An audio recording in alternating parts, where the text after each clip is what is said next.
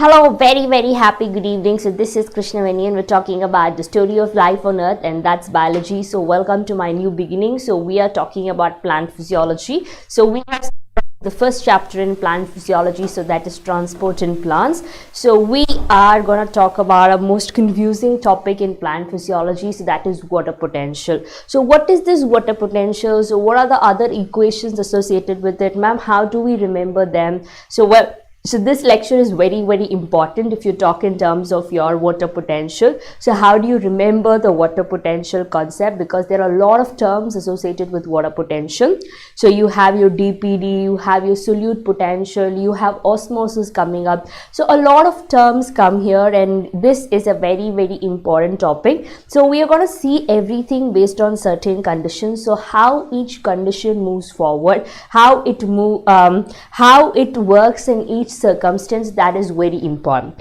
But at the same time, though it's a bit confusing, so it can be such that you don't understand in one go, but eventually you will, because that is how this is. So once you start connecting the dots, things are much easier. So that is how it goes.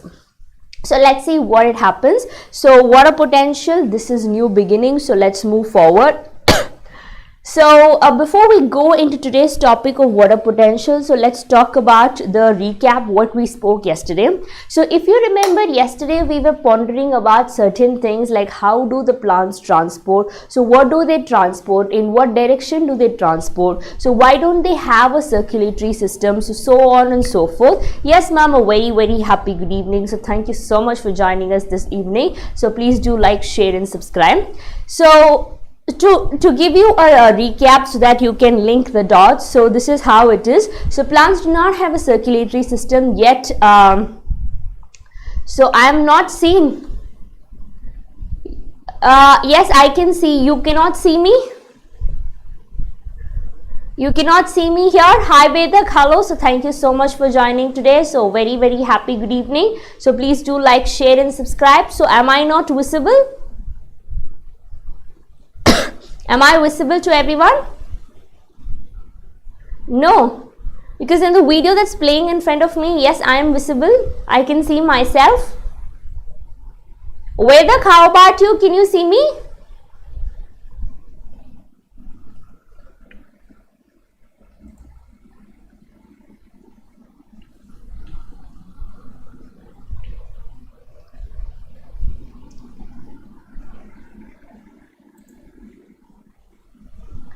Visible? Okay, you can see me. So ma'am, please refresh your page. So I guess I will be visible soon. Yes, so thank you 𝗵𝘁𝗃. Okay, fine. So let's continue. So what are the things that the plant transports, and how do they transport, and which direction do they transport? So that is very important. So we also understood that plants have no circulatory system like our human bodies or the animals' bodies do, but they also have to move substances, say for example water from the root to the stem, food from the leaves to all parts of the plants, right? So if it's a short, yes, I'm there. Okay ma'am. So if it has to move over a short distance, so between two cells, across a membrane, etc., so then it does so by diffusion. So in plants, the short distance transport is diffusion.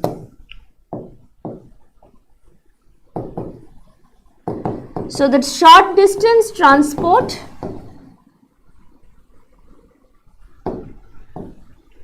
is diffusion. So small molecules move through diffusion, right? So if substances have to move through long distances, so then we call it as translocation.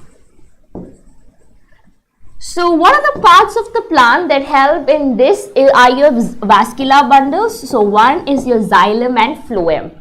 So xylem helps in unidirectional transport of water, that is one directional transport of water, right? So it moves in only one direction, so from the root to the stem. Say from the root to the leaf, which moves only in this direction. But the transport in your phloem is bidirectional.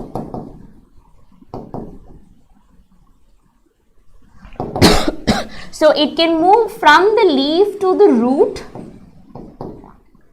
So sometimes when stored in the root, it can move to the leaf as well. So your transport in phloem is bidirectional. Ma'am, does osmosis occur in plants? Yes, Vedak, it occurs. So we are coming. So osmosis does occur, and today we are going to talk about osmosis. So I guess you have asked the right doubt at the right time. Okay, fine. So this is what we initially spoke about, and then we started talking about how transport happens. So what are the means transport happens? So the means of transport are two main means. So the first means of transport is passive transport. The second one is active transport. So the main difference between passive and active transport. So passive transport requires no energy. Okay, and passive transport happens along the concentration gradient. So what do I mean by along the concentration gradient? It means it moves from higher concentration to lower concentration. So it moves from higher concentration to lower concentration. So that is how passive transport happens, right? So now active transport requires energy or ATP, and it happens against the concentration gradient. So this happens against the concentration gradient. Fine. So what is this against the concentration gradient? It moves from lower concentration to higher concentration. Fine. Right. So your passive transport is of two different types. So your passive transport takes up diffusion and facilitated diffusion. So these are the two types of passive transport. So diffusion is movement from higher concentration to lower concentration. That is diffusion, right? So diffusion is happening, or it's quicker in case of liquids and in case of gases. And also smaller molecules diffuse much faster than larger molecules, right? So that is with diffusion. And also molecules that are lipid soluble diffuses much faster than water soluble compounds. So if it's a water soluble compound, how it will cross the plasma membrane? So your plasma membrane has lipid bilayer. So hence if I have a molecule which is not lipid soluble, so how would it cross the plasma membrane? So in that case we go to facilitated diffusion. So someone facilitates the diffusion. So who facilitates the diffusion? That is carrier proteins. So these carrier proteins carries the molecules that has to pass from one end to the other end and transports it for us. So that is facilitated diffusion. But your carrier proteins are very, very specific in the sense that it does not allow every molecule to pass through. It is very, very specific. It takes only specific molecules because it is sensitive to a lot of molecules itself. Right? So with this we have stopped yesterday. So today we move into the most important concept, that is water potential. So before we move into water potential, like Vedak asked, so I will tell you what is osmosis. So osmosis is a type of diffusion. Right? So under passive transport only diffusion comes. So osmosis is a type of diffusion. So, but the difference between osmosis and diffusion is that, so diffusion happens from higher concentration to lower concentration. So, yesterday I gave you the example of your deodorant, right? So, when you spray your body spray, so from the higher concentration which is there inside the bottle, it comes to the lower concentration, that is the outside environment, right? So, osmosis is movement from higher concentration to lower concentration.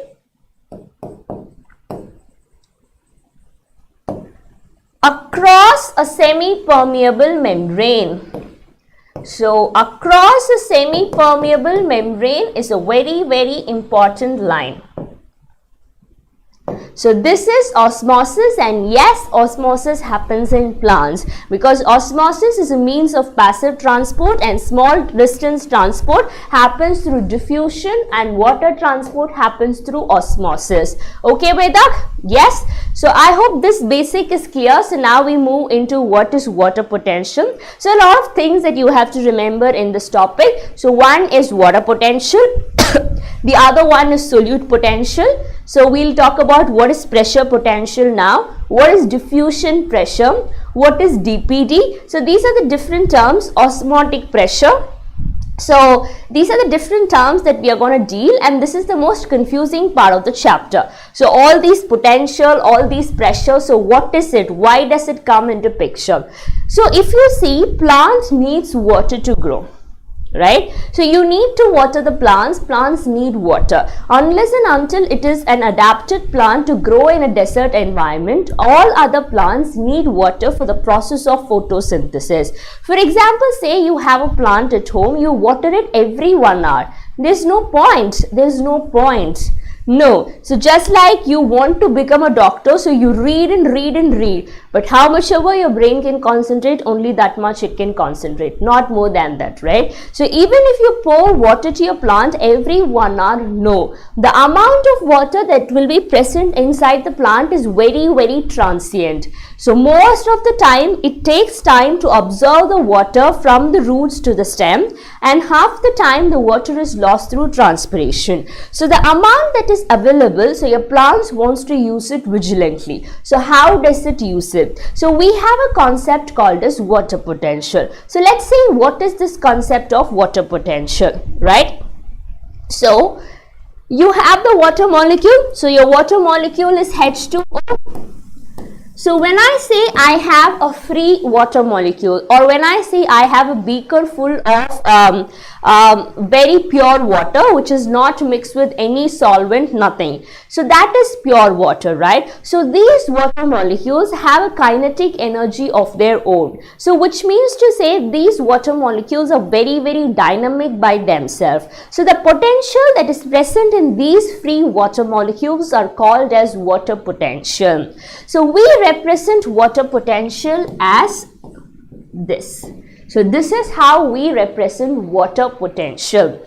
So water potential is maximum for free water and the value is 0. So water potential, so this is how you write your water potential. So water potential is maximum for your pure water. Fine. So water potential for pure water, the value is 0. So the maximum value of water potential itself is 0. So now I say I have a solution. So solution is when I mix a solvent and a solute, right? So let's say I don't have pure water, but I have a solution. So a solution is made up of two components.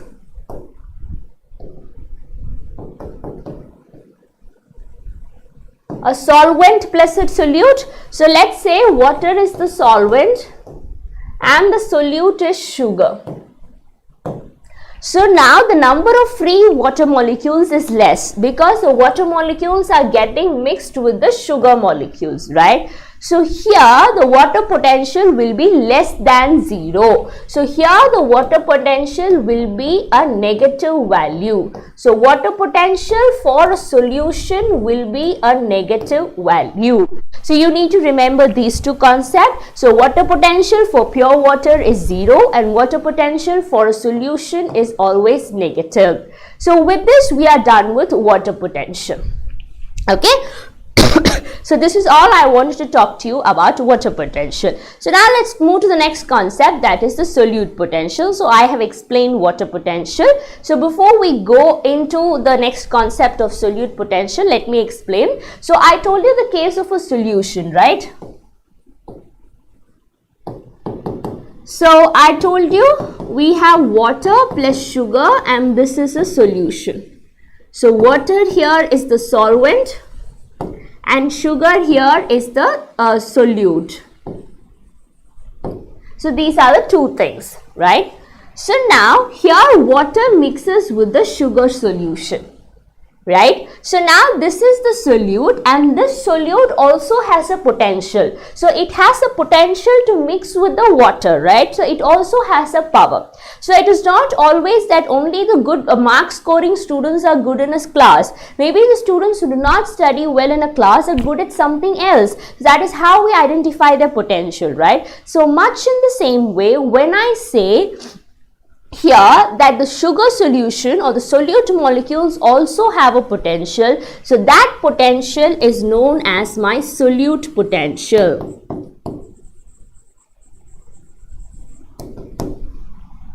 So this solute potential is always negative. So solute potential can never be positive. So greater the amount of solute, so more is the amount of solute, so then more is the negative value. So this is the concept of solute potential, right? So solute potential is represented as this, psi s. This is solute potential. Fine. So I hope you understood water potential, you understood solute potential, right? Suppose if this is my cell, this is the plasma membrane of my cell, or this is the cell wall of my cell. So since we are talking about plant cells, so this is the cell wall, right? So when water enters inside my cell wall, so when water quickly enters, when water gushes inside my cell, so the cell wall has a pressure, right? If suddenly a lot of people come inside a bus, the bus has a pressure, the bus sometimes shakes, right? So there is some pressure exerted on the walls of the cell. So this pressure is known as wall pressure or 𝗘hes pressure or pressure potential.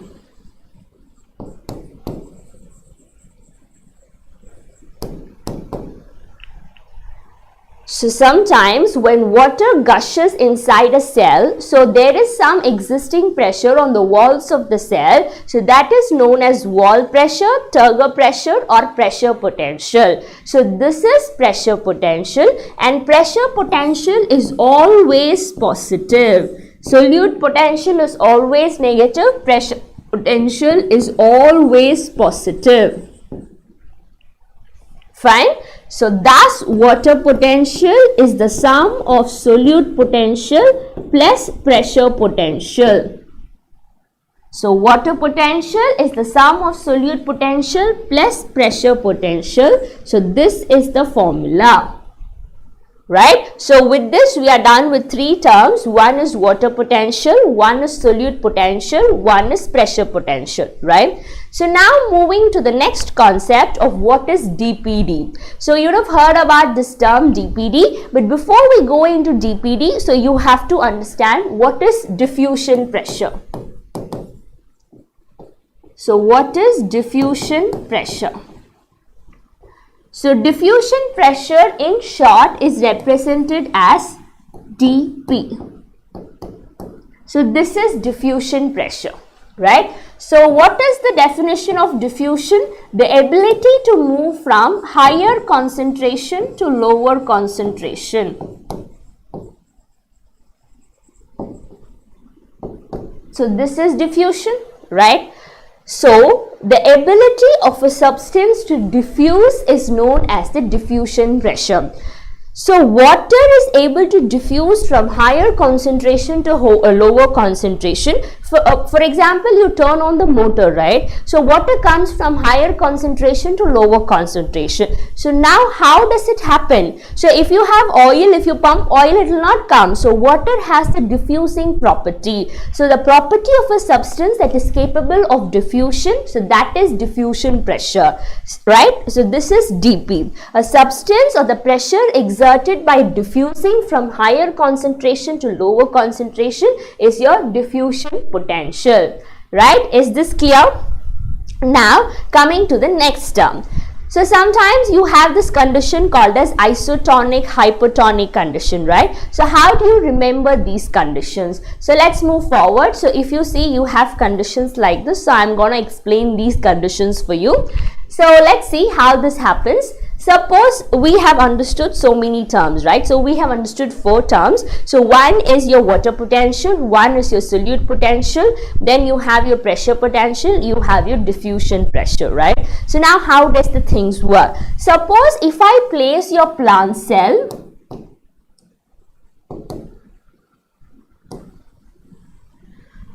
so this is case 1, okay? So if I place your plant cell in an isotonic condition, so imagine I have your plant cell in my hand, so that's not possible, but just imagine I am putting it in a beaker containing isotonic solution. So you know iso is same. So they have same concentration of water and ions as the cell. So the concentration of water and ions outside and inside the plant cell is the same. So this is isotonic, right? So when you and your friend have 2 chocolates each, so there is no fighting, right? So though we might need one more, so that's a different story for another day. So if you have 2 and your siblings have 2, the fight is reduced, right? So you have equal. So this is isotonic concentration, right? So in this case, there is no net movement of water. So water will neither move because we do not know which is higher concentration because both are equal. So here there is no net movement of water.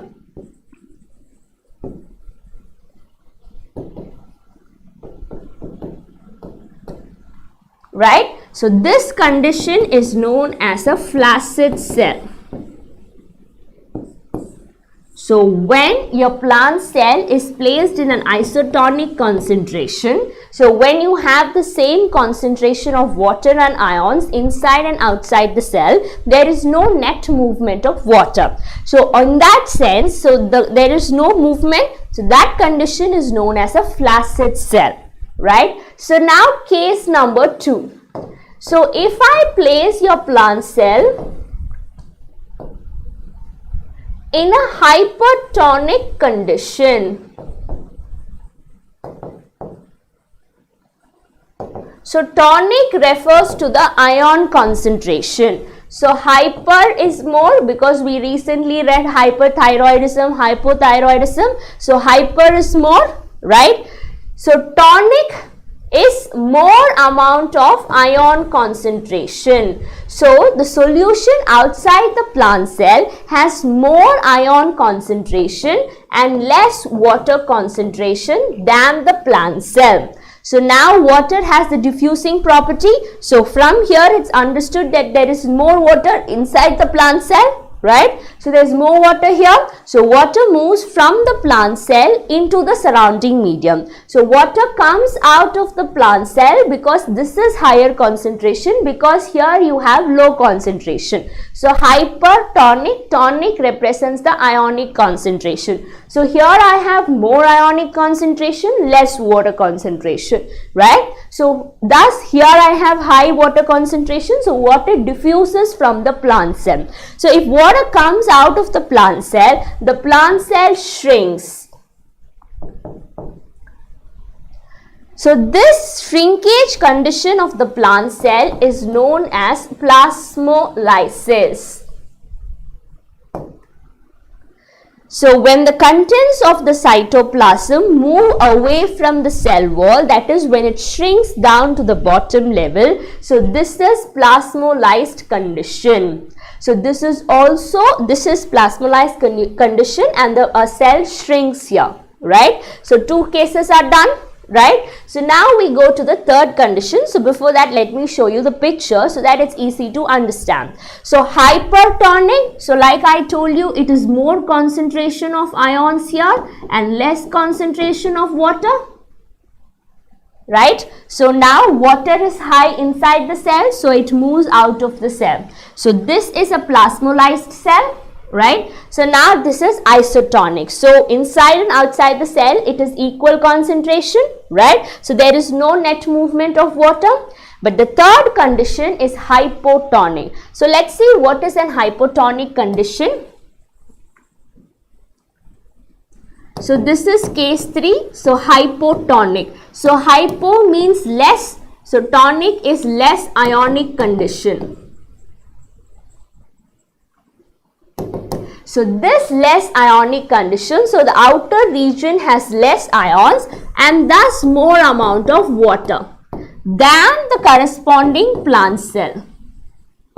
So now high concentration of water is here. So now water will move into the plant cell. So when more water moves inside the plant cell swells. Now this condition is known as turgid condition. So when a plant cell is placed in hypotonic condition, the cell swells and this condition is known as a turgid condition. When it is placed in a hypertonic condition, it shrinks and that is plasmolysed condition. So when it is placed in an isotonic condition, so there is no net movement of water, so that is a flaccid condition. Alright, yes, understood now? So any doubts so far? So we have spoken about water potential, solute potential, pressure potential. So further we went on to talk about diffusion pressure. After that we were talking about the conditions of what is plasmolysis, what is isotonic, what is hypotonic, right? Yes, so thank you Veda. So now I guess it is clear. So flaccid is no net movement of water, so it is isotonic. So then you have plasmolysis, when water moves out, so it shrinks. So the plant shrinks like this, right? So then you have a turgid cell when water moves inside the plant. So it is very full, the cell swells up, right? Okay, so moving further, now what is osmotic potential? Yes, I have a diagram. So before I go into the diagram, so let me explain what is osmotic potential. So suppose, so you understood what is osmosis, right? So osmosis is a type of diffusion. So osmosis is a type of diffusion. So it also moves from higher concentration to lower concentration.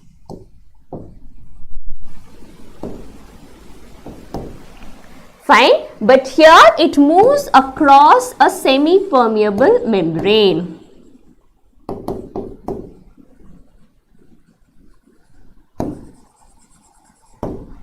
Fine. So now when I say osmotic potential, so let's consider this example.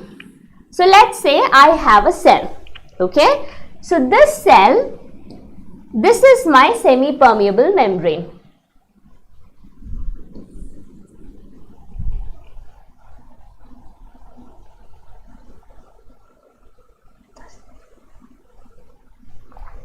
So let's say this is a membrane, this is a cell, and this is my semi-permeable membrane.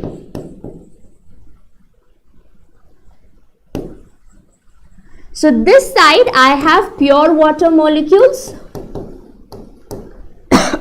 So when I say this is pure water, so here the water potential is maximum, that is 0, right? So this is the maximum value of water potential. So on the other side I have a solution. So I have a solution of sugar plus water. So here my water potential is negative because I have less number of free water molecules, right? Okay. So now according to the law of diffusion, so here I have high concentration of water, here I have less concentration of water. So water will diffuse from this region to this region. Say for example from region A to region B. So this is the direction of diffusion of water, right? So when more free water molecules moves into compartment B, the solution dilutes, right? The solution dilutes. So if I have equal measurement of sugar and water, that is different. But if I have more water, so the solution becomes diluted. So as water moves from region A to region B, that is from high concentration to low concentration, what happens? The solution dilutes. But when the solution is diluting, the solute molecules exert a pressure to stop the diffusion of water from this region to this region.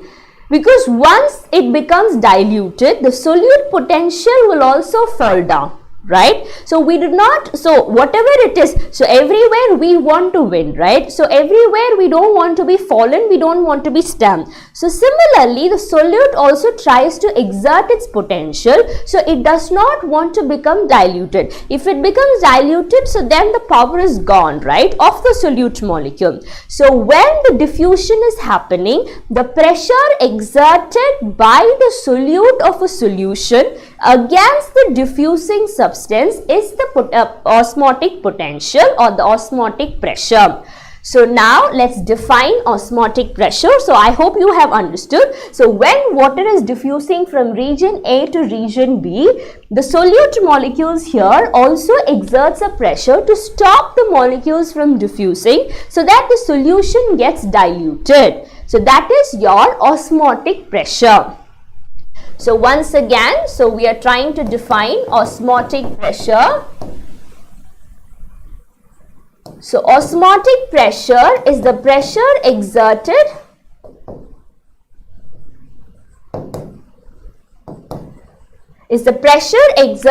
by the solute molecules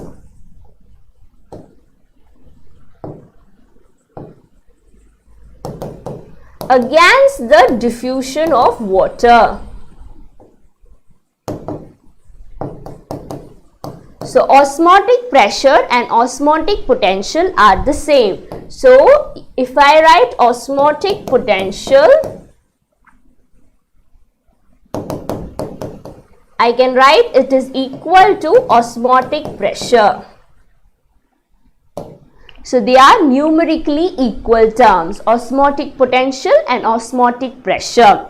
Right? Osmotic potential is positive and pressure is negative, only the sign changes. Okay, so now if you look into this figure, it will be easy. So this is a solution, this is a pure water, that is solvent. So now when this moves, there's a pressure exerted by the solute molecules. So this is the osmotic pressure that we call, right? Okay, so now moving forward, we talk about the last concept for this evening, that is DPD. So what is DPD? Diffusion pressure deficit. So let's talk about DPD. So DPD stands for diffusion pressure deficit. Right? So this is DPD. So DPD is also known as suction pressure. So what is this diffusion pressure deficit? Ma'am, Menti, so Menti will be there in next week. So we'll have one Menti in entire human physiology. So then we'll move to the Menti after each topic. So now I will make the Menti very regular. And one more announcement from next week, Monday, Wednesday, Friday, I will teach class 12 topic. Tuesday, Thursday, Saturday, I will teach class 11 topic. So class 11, I'll continue with transport and plants on Tuesday. So wherever I stop today, the next continuation will be on Tuesday. So Monday, I am starting with sexual reproduction in flowering plants, because all those who are doing 12th standard, so that I will cover your portions also parallelly, because that was one of the suggestions I got. And all those who are doing 11th, yes, I am going in 11th order. We are done with one unit in 11. So we are done with a human physiology. So now we are in plant physiology, right? So I guess it will be helpful, because students asked me for class 12 also. So you can join me for class 12 topics on Monday. If you are a dropper student, you can join me on all 6 days. If you are a class 12 student, join me on Monday, Wednesday and Friday. If you are a class 11 student or just begin, so please join me on Tuesday, Thursday and Saturday. But you're all free to join on all the days, because all 6 days we have a class. From next week, we'll regularize Menti. So we'll make one day, or after every chapter, we'll have Menti. We'll at least play for 20 questions so that you know how to solve questions. I'll make sure I'll bring in a a lot of mentees. Okay, so there was a poll in my YouTube channel. So how many of you need term 1 mentee quiz? So term 1 biology mentee quiz. So anyone out here who would like to play term 1 mentee quiz? So let me know, because your exams, your term 1 exams are coming, and I would like to conduct a mentee if a lot of participants are willing to. Okay, ma'am, physics and chem. So physics and chem is not here. So if you want physics and chem, then you have to join a paid course, that is the Pathfinder course. So that is for 35,000, but here only biology happens. So I am here to teach the entire biology. Okay, Vedak. So Vedak, you're a dropper. So does our time clash every day? Because you do not seem to come every day, but you are regular, pretty regular. So is our time clashing? So is my class timing clashing with your other schedule? But are you benefiting from my lectures? So we'll have a mentee next week for sure. So you are a dropper. Okay, Vedak. So I guess then my class timing must be clashing with your coaching timing. So it's completely fine.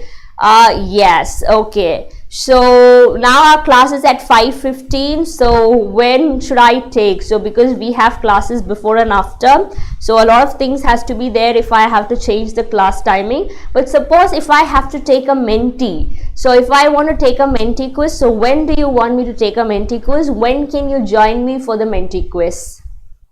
So what is the apt time that you can join me for the mentee quiz? So if I say, if I take the mentee quiz at 7, is it fine? So when should I take the mentee quiz from your suggestion? So what is the timing? What is the time slot? 6 o'clock. Okay, done. 6 o'clock is not too much of a time. So we can, so now whenever I'm having mentee, we'll make it 6 o'clock. No issues. Okay, with the done. So every day if I have my class at 6 o'clock, will you be able to come? Because we meet at 5:15. So 6 is not very far. So if you are regular, then we can make it 6. So I have no problem. I will talk to the management. Okay, let's decide upon this. Yes. So you want the class at 6. Okay, so let me think about it. So as of now, Monday we are having class at 5:15. It's okay even if you join a bit late, otherwise fine. So let's see how I can schedule it. I can make a proper timetable and I'll let you know, right? Yeah. So DPD, that is diffusion pressure deficit or suction pressure. So what is it? So pure water. So pure water has a particular diffusion pressure.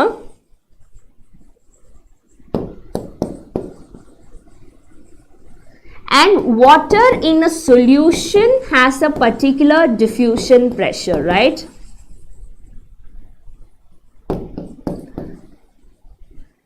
So the difference between these two diffusion pressure is your diffusion pressure deficit. So the difference in the diffusion pressure of water in its pure state to that in its solution state is your DPD. So water in its pure state has a particular diffusion pressure. So water in its solution state has a particular diffusion pressure. The difference between both is your DPD. So the formula for your DPD is your osmotic pressure minus your turgor pressure. So you now know what is osmotic pressure. You now know what is turgor pressure. Right? So your DPD formula is osmotic pressure minus turgor pressure. So OP is osmotic pressure and TP is turgor pressure. So if I say turgor pressure is nothing but wall pressure, so then I can write it as DPD is equal to OP minus wall pressure. So both are the same formula, right? So flaccid cell. So if a flaccid cell is placed in a pure water, then the turgor pressure is 0 because there is no net movement of water, right? So in an isotonic condition, so if there is no movement of water, so if I place a plant cell in an isotonic condition, there is no net movement of water, so there is no pressure on the cell wall, so the turgor pressure is 0.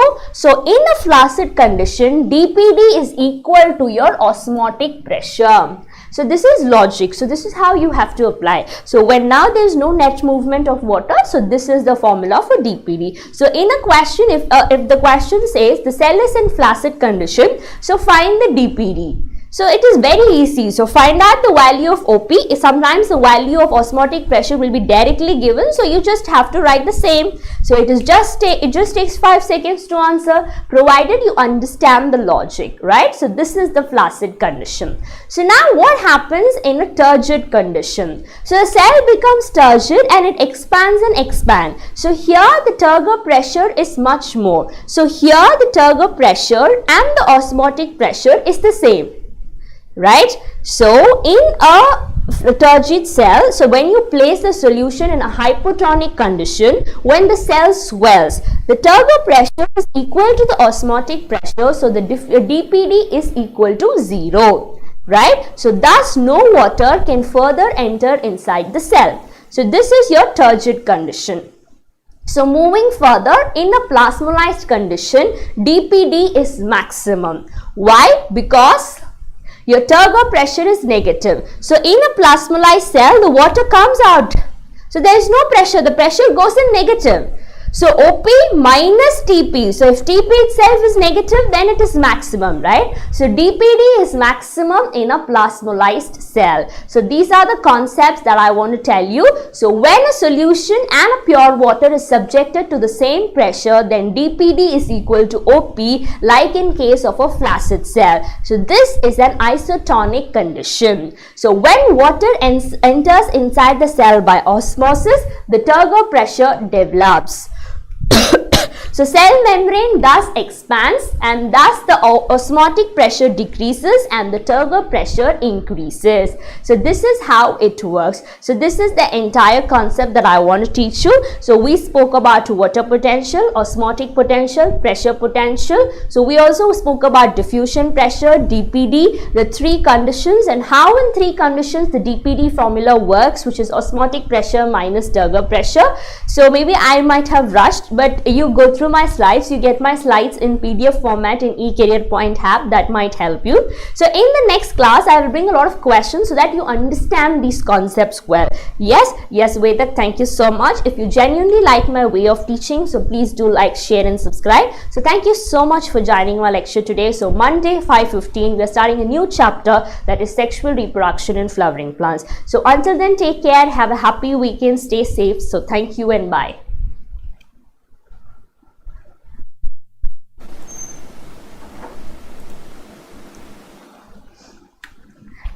क्या जल्दी